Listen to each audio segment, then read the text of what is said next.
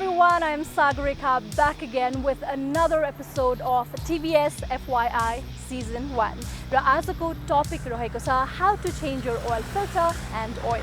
We all know that engine oil plays a vital role in making sure that your vehicle runs efficiently and smoothly.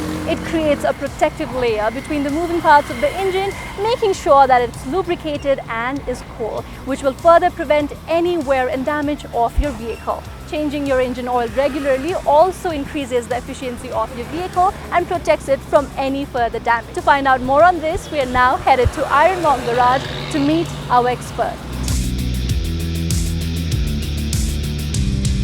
Hello, Iron Monk बाट म कलश तुलाधर. आज म तपाईहरुलाई oil change गर्ने केही टिप्सहरु दिन जाँदैछु. हाम्रो बाइकहरुमा कि त डिपस्टिक दिएको हुन्छ कि त एउटा साइड ग्लास दिएको हुन्छ इन्जिनमा. यो डिपस्टिक र साइड ग्लासको युज गरेर तपाईहरुले इन्जिनको लेभल र इन्जिन ओइलको कन्डिसन चेक गर्न सक्नुहुनेछ.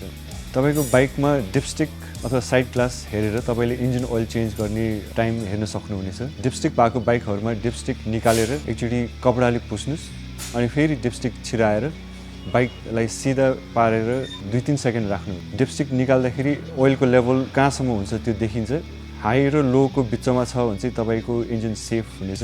डिपस्टिकको लो मार्क भन्दा मुनि इन्जिन ओइल देखियो भने चाहिँ तपाईले इन्जिन ओइल चेन्ज गर्ने टाइम देख्नुहुनेछ. इन्जिन ओइल डिपस्टिकको लो र हाई को बिचमा भयो भने इन्जिन ओइल चाहिँ एकदम कालो अथवा एकदमै ग्रे कलर देख्नु भयो भने चाहिँ त्यो पनि इन्जिन ओइल चेन्ज गर्ने टाइम जनाउँछ यसले. यदि तपाईको इन्जिन ओइल हाई लेभल भन्दा माथि छ भने त्यो पनि एकचोटी देखाउनु पर्ने हुन्छ किनकि हाई हुँदाखेरि तपाईको इन्जिन परफर्मेन्समा अफेक्ट गर्छ.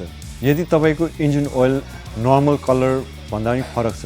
हाम्रो नर्मल कलर भनेको डार्क ब्राउन कफी कलरको हुन्छ र यो भन्दा अरु कलरको छ भने तपाईको मिल्की ब्राउन खालको कलर छ भने चाहिँ यसमा पानी छिरेको देखिन्छ. तपाईको इन्जिनमा पानी छिर्ने भनेको कतै ग्यास्केटहरु लिक हुँदाखेरि और कहीं इन्जिनमा पाल परेको छ भने चाहिँ पानी छिर्ने हो. सो यो केसमा चाहिँ तपाईले वर्कशप लगेर देखाउनु पर्ने हुनेछ.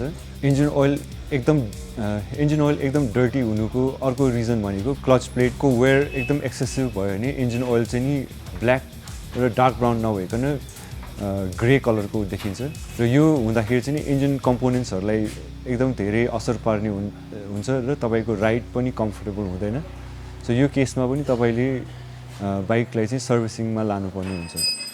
यो तीनटा टिप्सहरुले चाहिँ तपाईले आफ्नो बाइकको इन्जिन ओइलको कन्डिसन र लेभल चेक गर्न सक्नुहुन्छ र यदि ठीक छ छैन डिटरमाइन गरेर तपाईले आफ्नो बाइकको लाइफ प्रोलङ गर्न सक्नुहुन्छ र राइड पनि स्मुथ पार्न सक्नुहुनेछ.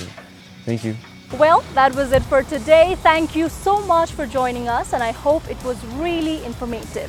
Keeping that in mind, make sure that you ride safe and take care.